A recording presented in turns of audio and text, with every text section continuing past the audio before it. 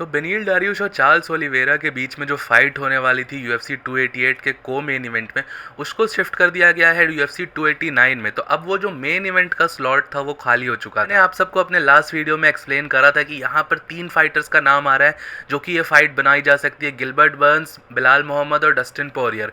और most probably जो यहाँ पर एक मैचअप मेरे को लग रहा है कि ये बनाया जा सकता है और इसके सबसे ज़्यादा चांसेस है वो है Gilbert Burns versus Belal Muhammad. तो मेरे हिसाब से मुझे ये लगता है कि यूएफसी ट्राई कर रही है, यूएफसी की हाईएस्ट मतलब जो टॉप मोस्ट प्रायोरिटी इस टाइम पे यही है कि यूएफसी 288 में को मेन इवेंट डाला जाए Gilbert Burns versus Belal Muhammad की। और जैसा कि हम देख सकते हैं कि ऑलरेडी काफ़ी सारी प्रॉब्लम्स यहाँ पर ऑलरेडी है दोनों की फाइट के बीच में, इतना ईजिली ये फाइट नहीं बन पा रही है। दोनों की खुद की डिसएग्रीमेंट्स भी है गिलबर्ट बर्न्स और बिलाल मोहम्मद की।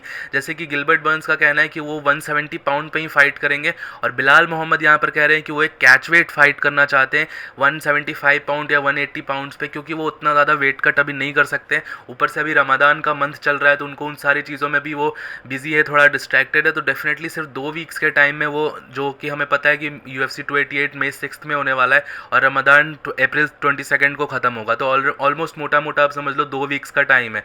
तो बिलाल मोहम्मद कह रहे हैं कि 2 वीक्स के टाइम में वो इतना ज़्यादा वेट कट नहीं कर सकते, लेकिन वो फाइट के लिए ऑन है, वो फाइट करना चाहते हैं गिलबर्ट बर्न्स से यूएफसी 288 में। कुछ भी ऑफिशियल नहीं है लेकिन ये फाइट बहुत ज़्यादा इंटरेस्टिंग है और मेरे को काफ़ी ज़्यादा इंट्रीगिंग मैचअप लग रहा है ये यूएफसी के वेल्टरवेट डिवीजन के पॉइंट ऑफ व्यू से। और आगे यूएफसी का वेल्टरवेट डिवीजन कैसे शेप इन करेगा ये फाइट काफ़ी ज़्यादा डिसाइड करती है। तो इस फाइट के ऊपर आज हम ब्रेक डाउन करेंगे, इसका एनालिसिस करेंगे और देखेंगे कि किसके चांसेस ज़्यादा है इस फाइट को जीतने के, किसके कम है, और सारा ब्रेक डाउन करेंगे इस फाइट में। लेकिन उससे पहले भाइयों आप सबसे रिक्वेस्ट है कि चैनल को सब्सक्राइब जरूर से कर दीजिएगा। 1750 सब्सक्राइबर्स के बहुत करीब आ गए हैं, तो जल्दी से चैनल को सब्सक्राइब कर दीजिएगा। सिर्फ 20-25 और सब्सक्राइबर्स चाहिए, तो डेफिनेटली आप सब ये सब गोल जरूर कंप्लीट कर देंगे आज। से पहले अब हम बात करेंगे यहाँ पर गिलबर्ट बर्न्स की। तो Gilbert Burns as a welterweight fighter इस टाइम पे one of the most dangerous welterweights in the world, हम डेफिनेटली इसको कह सकते हैं गिलबर्ट बर्न्स को। ये अभी बहुत ही खतरनाक फॉर्म में और एक तरीके से हम कह सकते हैं प्राइम में, अपने प्राइम में है और अभी के हिसाब से ये ट्राई कर रहा है कि इसको वेल्टरवेट टाइटल शॉट मिले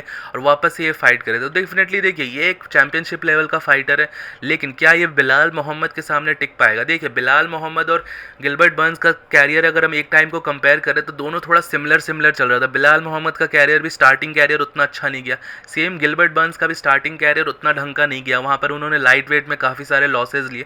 लेकिन वेल्टर वेट जो मैं यहाँ पे एम्फेसाइज कर रहा हूँ, वेल्टर वेट में आने के बाद गिलबर्ट बर्न्स एक नेक्स्ट लेवल एनिमल हो चुका है। वेल्टर वेट में गिलबर्ट बर्न्स ने कमारू उस्मान के अगेंस्ट लॉस लिया है और हामजा चिमाएव के अगेंस्ट एक क्लोज लॉस लिया है, जो कि बहुत सारे लोग उसमें आर्ग्यू करते हैं कि गिलबर्ट बर्न्स ने बहुत अच्छा परफॉर्म करा है और उसको विक्ट्री देनी चाहिए। तो ये सारी चीज़ें हमें गिलबर्ट बर्न्स की देखनी पड़ेगी। गिलबर्ट बर्न्स यहाँ पर ब्लैक बेल्ट है ब्राजीलियन जिu-जिट्सू में और हम देख सकते हैं कोई भी फाइटर गिलबर्ट बर्न्स के साथ ग्राउंड पर नहीं जाना चाहेगा, ग्राउंड पे जाके उसके साथ फाइट करना नहीं चाहेगा। देखिए हम सब देखते हैं कि एक टाइम को देख सकते हैं, इसका एक एग्जांपल हामजा चिमाएव भी उसके साथ ग्राउंड पे जाने से डर रहा था, उसके साथ स्ट्राइकिंग कर रहा था, ब्रॉलिंग कर रहा था।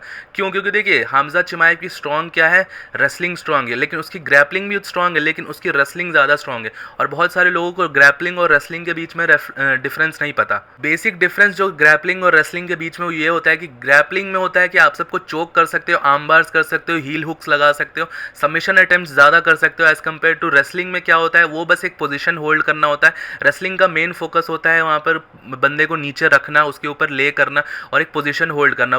On the other hand grappling का मेन एम होता है वहाँ पर सबमिशंस निकालना, विक्ट्रीज निकालना, ये सब। तो जिस फाइटर की ग्रैपलिंग इतनी तगड़ी होती है, और यूजुअली जो ये ब्राजीलियन फाइटर्स होते हैं जिनमें ब्राजीलियन जिu-जिट्सू में ट्रेन करते हैं, इनके ग्राउंड गेम तो तगड़ा होता ही है, साथ ही साथ इनकी ग्रैपलिंग बहुत तगड़ी होती है। ये चीज़ें हमें नोटिस करने वाली हूँ। हम देख सकते हैं चार्ल्स ओलिवेरा जो कि लाइट वेट में, उसके साथ भी कोई ग्राउंड पे नहीं जाना चाहता है कोई भी स्ट्राइकर। तो सिमिलरली ये चीज़ भी यहाँ पर है गिलबर्ट बर्न्स के साथ भी, उसके साथ भी कोई ग्राउंड पे इंगेज नहीं करना चाहता। तो ये गिलबर्ट बर्न्स की बहुत बड़ी स्ट्रेंथ है। देखिए अब बात करते हैं बिलाल मोहम्मद की। देखिए बिलाल मोहम्मद का कैरियर भी अच्छा नहीं गया था, उसने काफ़ी सारे लॉसेज लिए थे, नॉकआउट लॉस लिया था विसेंटे लुके से, लेकिन उसका जो रिसर्जेंस है कैरियर का, हम उसके रिसेंट के कुछ ईयर्स में देखेंगे तो काफ़ी अच्छा रिसर्जेंस करा है, काफ़ी सारे टॉप कंटेंडर्स को भी हराया, अपकमिंग हंगरी कंटेंडर्स को।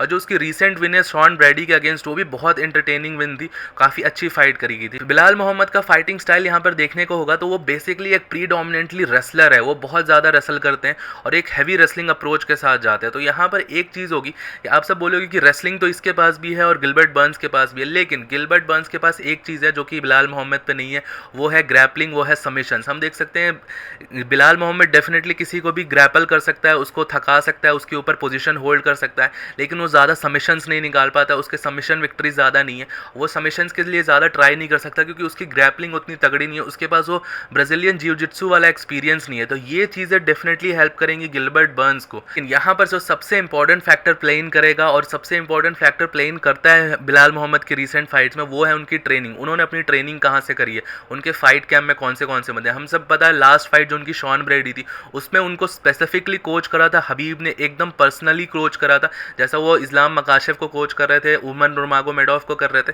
वैसा सेम उन्होंने अपने फाइट कैंप में डाला, बिलाल मोहम्मद पे एक स्पेसिफिक एम्फेसिस डाला उस फाइट के लिए, उस तरीके से ट्रेन करा। तो मेजर पॉइंट यहाँ पर जो देखने वाला होगा कि जब लास्ट टाइम बिलाल मोहम्मद ने फाइट करा था तो हबीब एमएमए कोचिंग कर रहे थे, एमएमए कोचिंग में पूरी तरह से इन्वॉल्व थे, लेकिन अब देखने वाली बात है कि हबीब ने पूरी तरह से एमएमए कोचिंग से रिटायरमेंट ले लिया है। अब वो इनफैक्ट इस्लाम मकाशेफ के भी कॉर्नर में नहीं होते, किसी को भी कोई गाइड नहीं कर रहे होते, और हम सबको पता है कि कोच कितना ज़्यादा इंपॉर्टेंट होता है और हबीब जैसा कोच होना बहुत ज़रूरी होता है।